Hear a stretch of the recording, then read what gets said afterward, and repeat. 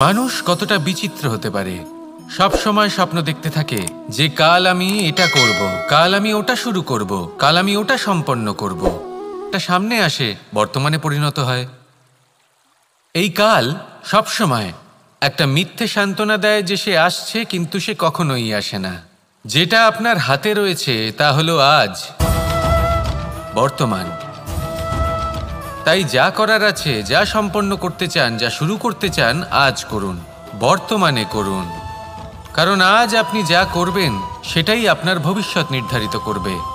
ভবিষ্যতের বিষয় ভাবতে থাকলে ভবিষ্যৎ সুন্দর হবে না। আজ কর্ম করতে হবে। তাই আজ বর্তমানে জীবনযাপন করুন, কর্ম করুন, আর আমার সাথে ভালোবেসে বলুন, রাধা রাধা। এটা যতটাই বিশাল আকার, ঠিক ততটাই সরল। এই আকাশ যতই অন্ধকারাচ্ছন্ন, ততটাই আলোর প্রকাশ প্রদান করে থাকে। দেখতে গেলে এ হলো জীবনের সঞ্চালক, কিন্তু যদি ক্রুদ্ধ হয়ে যায় তাহলে প্রাণ কেড়ে নিতেও দ্বিধা বোধ করে না। এই আকাশ শুধুমাত্র পৃথিবী লোক নয়, বরং এই সমগ্র ব্রহ্মাণ্ডকে, এই সমগ্র সৃষ্টিকে, এর প্রত্যেকটা তারাকে, প্রত্যেকটা গ্রহকে একটা বিশেষ স্থান প্রদান করে। এর নিজের কোনোই অস্তিত্ব নেই, কিন্তু সকলকে অস্তিত্ব প্রদান করে। এটাই হলো এই আকাশের মাহাত্ম্য। এই আকাশে হলো মাহাত্ম্যের প্রতিরূপ, যা আমাদের ভাবনা দ্বারা উৎপন্ন হয়। আপনিও আকাশের মতো এই বোধকে আপন করে নিন। আপনার জীবনও আকাশের মতন মহান এবং বিশাল হয়ে উঠবে। আর তখনই মন সুপ্রসন্ন হয়ে বলবে, রাধা রাধা। আপনার থেকে বড়, আপনার থেকে মহান হলেন সেই গুরু। এটা কি আবশ্যক যে সেই গুরু কোনো ব্যক্তিই হবেন? কখনোই নয়। গুরু হলেন একটা তত্ত্ব। গুরু হলেন ব্যক্তিত্বের পরিচালক হন। গুরু তিনি যিনি আপনার ব্যক্তিত্বের নির্মাতা হন। আপনি কখন, কোথায়, কোন স্থানে, কি রূপে গুরু লাভ করবেন আর কি শিক্ষা লাভ করবেন তা নির্ভর করছে আপনার মানসিকতার ওপর, যে আপনি সকলকে কিভাবে আপন করে নিতে পারেন। যদি আপনি গুরুকে আপন করতে চান, জ্ঞানকে আপন করতে চান, তাহলে আপনার মধ্যে শ্রদ্ধা জাগ্রত করতে হবে, সামর্থ্য জাগ্রত করতে হবে। আপনি গুরু এবং জ্ঞানকে আপন করে নিতে পারলে তা এমনিই আপনাকে মহান করে তুলবে। তাহলে আসুন আর আমার সাথে ভালোবেসে বলুন, রাধা রাধা। এই সংসারে এমন কিছু মানুষ আছেন যাদেরকে আপনার ভালো লাগে, তারা আপনার প্রিয়। আমরা চাই ওনারা আমাদের কাছে থাকুন, আমরা ওনাদের কাছে থাকি। এবার সেই ক্ষেত্রে আমরা তাদের ভালো ভালো উপহার দেওয়ার চেষ্টা করি, কারণ ওনারা হলেন আমাদের প্রিয়। আর তার বদলে আমরা আশা করে থাকি যে ওনারা আমাদের একটু সম্মান করবেন। এবার এই মানুষজন যারা আমাদের প্রিয়, এদের আমরা একটা উপহার দিই। সোনা দিয়ে থাকি, আভূষণ দিয়ে থাকি, হিরে মুক্ত দিয়ে থাকি। কিন্তু যদি ভেবে দেখি, এই সব কিছুরই একটা মূল্য আছে। ভেবে দেখুন, আপনি কি তাদের এমন কোনো উপহার দিতে পারেন যা কিনা অমূল্য? তা এরকম উপহার কি হতে পারে? ঠিক বলেছেন আপনি, প্রেম। এই প্রেমই হলো অমূল্য, কারণ মন থেকে এর উৎপত্তি হয়। না চেয়ে পাওয়া যায় আর না ছিনিয়ে নেওয়া যায় এই ভালোবাসা। ঠিক এইরকমই হয় এই সম্মান। যদি সম্মান করো তাহলে মন থেকে এবং ভালোবেসে করো, ভয় পেয়ে নয়। মনে রাখবেন, যে মাথা ভয়ের দ্বারা নত হয়, বিরোধিতাও প্রথমে সেই করে থাকে। যে মাথা ভালোবেসে নত হয় তা আপনার জন্য বলিদানও দিতে পারে। এই সংসারের সব থেকে বড় উপহার, সব থেকে বড় বরদান এই প্রেম এবং সম্মান। তাকে সম্মান করুন আর আমার সাথে ভালোবেসে বলুন, রাধা রাধা। কখনো কোনো চাতককে দেখেছেন? একটা চাতক বর্ষার জন্য অপেক্ষা করে। সেই বর্ষার জলে নিজের তৃষ্ণা নিবারণ করে, নয়তো সারা বছর নেয়। যেখানে খাবার পায় খেয়ে নেয়। আত্মীয় স্বজন, বন্ধুবান্ধব যাকেই পায় তার সাথে সময় কাটায়, খাবার খায় আর চলে যায়। এবার এদের মধ্যে মিল কোথায় আর পার্থক্য কোথায়? দুজনের কাছেই ডানা রয়েছে, দুজনেই উড়তে পারে। এই আকাশ হলো ওদের, খাবারের দানা ওদের। পার্থক্য হলো তাদের অভিলাষার, পার্থক্য হলো তাদের আকাঙ্ক্ষার, পার্থক্য জীবন যাপনের ধরনের। এবার যত বেশি আকাঙ্ক্ষা থাকবে, যত দামি জীবনযাপন করার ইচ্ছে থাকবে, তত বেশি কষ্ট আপনাকে সহ্য করতে হবে। আবার অন্যদিকে জীবন যত সরল হবে, জীবনযাপন যত সরল হবে, সমস্যা ততটাই কম হবে। তাই সবসময় চেষ্টা করবেন আপনার মানসিকতা এবং আপনার জীবন যেন সরল হয়। ভালোবাসতে থাকুন। যদি কেউ আপনাকে ভালোবাসে, তাকেও আপনি ভালোবাসা ফিরিয়ে দিন। তাদের সাথে কথা বলুন, কিছু তাদের কথা শুনুন, কিছু নিজের কথা বলুন। দেখবেন সকল তাপ উত্তাপ দূর হয়ে গেছে। এটাই তো হলো জীবনের সারমর্ম। তাই প্রেমে থাকুন, ভালোবাসুন, আর ভালোবেসে আমার সাথে বলুন, রাধা রাধা। ক্ষমা একটা অত্যন্ত সুন্দর শব্দ, আমার খুব প্রিয় শব্দ। কিন্তু এই ক্ষমা কখন আর কিভাবে প্রয়োগ করতে হবে সেটা বোঝা প্রয়োজনীয়। এক, যদি আপনি কোনো অন্যায় করেন আর ক্ষমা না চান, ক্ষমা প্রার্থনা না করেন, ক্ষমা চাওয়া থেকে এড়িয়ে যান, তাহলে তাতে আপনারই ক্ষতি হবে। কিভাবে? ক্ষমা না চাইলে মনের মধ্যে অহংকার জাগ্রত হয়, আর অহংকার তো প্রকৃত অর্থে আমাদের ক্ষতিই করে। দুই, কেউ যদি অপরাধ করেন, আপনার থেকে ক্ষমা না চান, তাহলে তাকে ক্ষমা করবেন না। ক্ষমা হলো অত্যন্ত অমূল্য, আর না চাইতেই কাউকে ক্ষমা দান করা এটা উচিত নয়। তিন, যদি কেউ আপনার সাথে অনুচিত কিছু করেন, অপরাধ করেন, আর আপনার থেকে ক্ষমা চান, তাহলে তাকে ক্ষমা করে দিন। তাতে আপনার অন্তরের করুণাবোধ জাগ্রত হবে, প্রেম জাগ্রত হবে, আর তা আপনার জন্য শুভ হবে।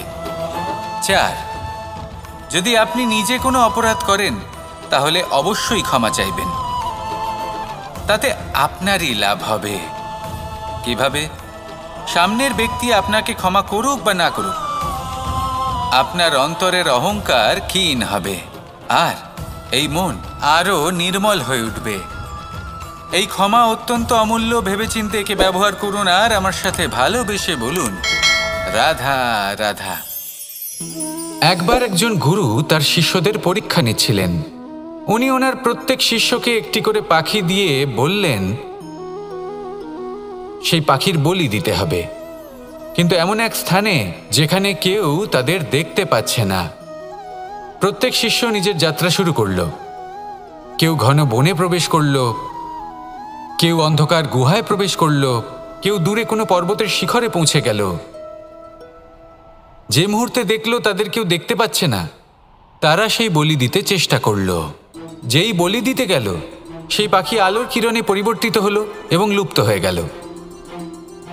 একজন শিষ্য ছিল যে আবার গুরুর কাছে ফিরে এলো। সে বলল, ক্ষমা করবেন গুরুদেব, কিন্তু আমি এমন কোনো স্থান পেলাম না যেখানে কেউ আমাকে দেখতে পাচ্ছে না। অন্য কেউ না দেখতে পেলেও আমি নিজে দেখতে পাচ্ছিলাম, আমার অন্তর্মন দেখতে পাচ্ছিল। সেই শিষ্য বুঝতে পেরেছিল যে পরমাত্মার দৃষ্টি সবসময় তাকে দেখতে পাচ্ছে, আর ও কখনো অনুচিত কর্ম করতে পারবে না। আর শুধুমাত্র এই কারণে সেই শিষ্যই সেই পরীক্ষায় উত্তীর্ণ হল।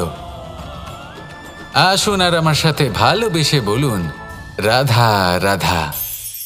আমরা সবাই ফল খাই, কিন্তু আমাদের সেই ফলই প্রিয় হয় যে পরিপক্ক হয়ে ওঠে, যেটা নম্র হয়, আর যে ফল অনেক বেশি মিষ্টি আর সুস্বাদু হয়ে থাকে, যাদের রঙে বাহার দেখা যায়। সেইভাবে জীবনে আমরা নানান মানুষের সাথে পরিচিত হই, কিন্তু সেই মানুষই আমাদের মন ছুঁয়ে যায় যারা বিনম্র স্বভাবের, যাদের বাণী খুব মধুর, যাদের অন্তরে আত্মবিশ্বাসের একটা তেজ, একটা রং দেখা যায়। এবার এমন ব্যক্তি আমরা কি করে হব?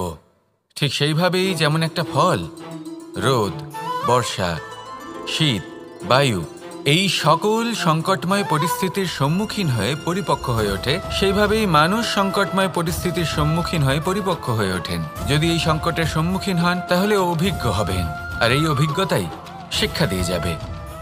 এই অভিজ্ঞতা আমাদের শিখিয়ে দেয় যে আমাদের বিনম্র থাকতে হবে। অহংকার করে কোনো লাভ নেই। মধুর বাণীর যে কি মূল্য তা আমরা শিখতে পারি। এই অভিজ্ঞতাই আমাদের বুঝিয়ে দেয় যে উচিত অনুচিত কোনটা আমাদের দৃষ্টিভঙ্গি তৈরি করে, আর এই দৃষ্টিভঙ্গি দ্বারা আত্মবিশ্বাস জাগ্রত হয়। সেই জন্য জীবনে কখনো বিপদ থেকে দূরে পালাবেন না, সেগুলোর সম্মুখীন হন, অভিজ্ঞতা লাভ করুন, তার থেকে শিক্ষা লাভ করুন, এইভাবেই পরিপক্ক হবেন। আসুন আমার সাথে ভালোবেসে বলুন, রাধা রাধা। মানুষ বর্তমানে নিজের জীবন অতিবাহিত করেন, কিন্তু তার জীবনে অতীতকাল এবং ভবিষ্যৎকাল এই দুটোরই সমান গুরুত্ব রয়েছে। অতীতকাল অতিবাহিত হয়ে গেছে এবং সেটা জীবিত থাকে আমাদের স্মৃতি হিসেবে, এবং ভবিষ্যৎ হলো সেটাই যেটা আমরা শুধুমাত্র কল্পনাই করতে পারি। এবার অতীতের কিছু স্মৃতি এমন থাকে যা আমাদের কাছে আনন্দময় হয় না, তা কটু হয়, দুঃখজনক হয়, যন্ত্রণাদায়ক হয়। আমরা যা কিছুই করি তা বদলে ফেলতে পারবো না, কিন্তু ভবিষ্যৎকাল সেটা আমরা রচনা অবশ্যই করতে পারি যদি আজ আমরা শ্রেষ্ঠ কর্ম করি। যদি আজকের এই দিনটা আমরা আনন্দের সাথে অতিবাহিত করি, সুখের সাথে অতিবাহিত করি, এক একটা মুহূর্ত আমরা আনন্দ এবং ভালোবাসার সাথে অতিবাহিত করি, আপনার আজকের এই কর্ম আপনার ভবিষ্যৎ নির্ধারণ করবে। আজ আপনি যেভাবে জীবন কাটাবেন তা ভবিষ্যতে গিয়ে অতীতকালে পরিণত হবে, আর তখন আপনি এমন স্মৃতি খুঁজে পাবেন যেখানে আপনি প্রত্যেকটি মুহূর্ত প্রেম এবং আনন্দের সাথে অতিবাহিত করেছেন, এবং সেই স্মৃতি মধুর হবে। তাহলে আজ শ্রেষ্ঠ এবং উচিত কর্ম করুন, আপনি নিশ্চিত রূপে একটি উজ্জ্বল, শুদ্ধ, পবিত্র এবং আনন্দময় ভবিষ্যৎ লাভ করবেন। আসুন আমার সাথে ভালোবেসে বলুন, রাধা রাধা। এই সংসারে অনেক অনেক এমন জ্ঞানী আছেন যারা নিজের সমস্ত জীবন জ্ঞান অর্জন করতে অতিবাহিত করেছেন। এই সংসারে এমন কোনো বেদ নেই, কোনো পুরাণ নেই, কোনো শাস্ত্র নেই, কোনো ভাষা নেই যা ওনারা জানেন না। এমন কোনো বিষয় নেই যা নিয়ে ওনারা কোনো বক্তব্য রাখতে পারবেন না। কিন্তু আমরা এই সকল জ্ঞানীকে কি ভালোবাসতে পারি? এনাদের সকলকে সম্মান করতে পারি না। কারণটা কি?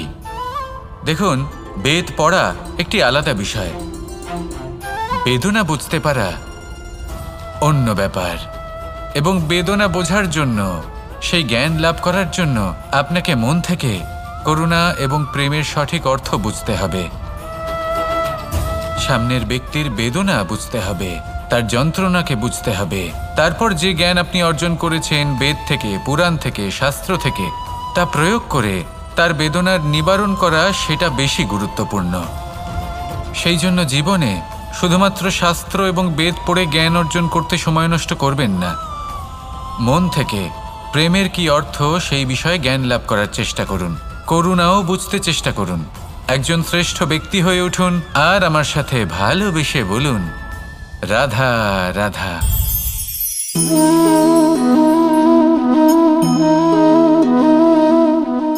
জল এই সংসারের সমস্ত প্রধান তত্ত্বের মধ্যে একটি। এই জল যে কোনো জ্বালা দূর করে, আগুনকে নিভিয়ে দেওয়ার ক্ষমতা রাখে, অবিরল অবিচলভাবে প্রবাহিত হতে পারে, একে কেউ বাধা দিতে পারে না।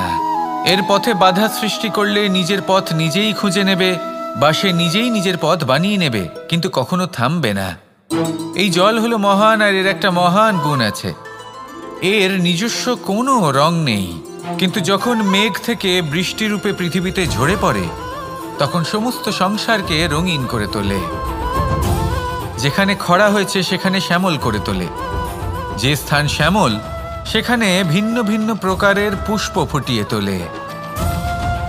এই জল, এই জলের মতন আমাদের হতে হবে। ওর যেমন কোনো রং নেই, আমাদেরও যেন কোনো অহংকার না থাকে। শুধু কর্মের এই ধারাতে বইতে থাকুন, এই সংসারের মঙ্গল করতে থাকুন, শ্রেষ্ঠ কর্ম করতে থাকুন, এই সংসারকে এটা বলার কোনো প্রয়োজন নেই যে আপনি কে। আপনি যদি কর্ম করতে থাকেন তাহলে এই সংসার নিজে থেকেই আপনার মূল্য জানতে পারবে, আর তখন এই মন প্রসন্ন হয়ে বলবে, রাধা রাধা। বড়ই অদ্ভুত ব্যাপার। একটি পাথরের প্রতিমা যখন মন্দিরে স্থাপিত হয় তখন তা আমাদের কাছে ভগবান সম হয়ে দাঁড়ায়, কিন্তু যখন একজন জীবিত মানুষ মন্দিরে গিয়ে থাকেন তখন তার শরীর, মন, আত্মা সেই সব পাথর সম হয়ে দাঁড়ায়। কিন্তু এমনটা আমি ঠিক কেন বললাম ভেবে দেখুন। মানুষ এটা চান যে কোনো পরিস্থিতি, যে কোনো স্থানেই তার বিজয় হোক, কিন্তু এখানে এসে সে পরাজিত হয়। যে মন্দিরে যে ভগবানকে সে প্রসন্ন করতে যাচ্ছে তাকে সে তখনই খুঁজে পাবে যখন পূর্ণরূপে সে সমর্পিত থাকবে। যদি মনে সমর্পণের ভাব না থাকে তাহলে ভগবান কখনো প্রসন্ন হবেন না। নিজের উত্তরদায়িত্ব বোঝার বদলে মানুষ শুধু একটা অনুষ্ঠান পালন করেন, যেমন ফুলের একটা মালা অর্পণ করেন, আর সেই কারণেই তিনি পরাজিত হন। আপনি ফুলের মালা অর্পণ করুন, প্রসাদ অর্পণ করুন, কিন্তু মনের মধ্যে পূর্ণ সমর্পণের ভাব থাকা প্রয়োজনীয়। তবেই আপনি মন্দিরে গিয়েও প্রাণবন্ত হয়ে থাকতে পারবেন, তবেই ঈশ্বরকে প্রসন্ন করতে পারবেন। আসুন আমার সাথে ভালোবেসে বলুন, রাধা রাধা।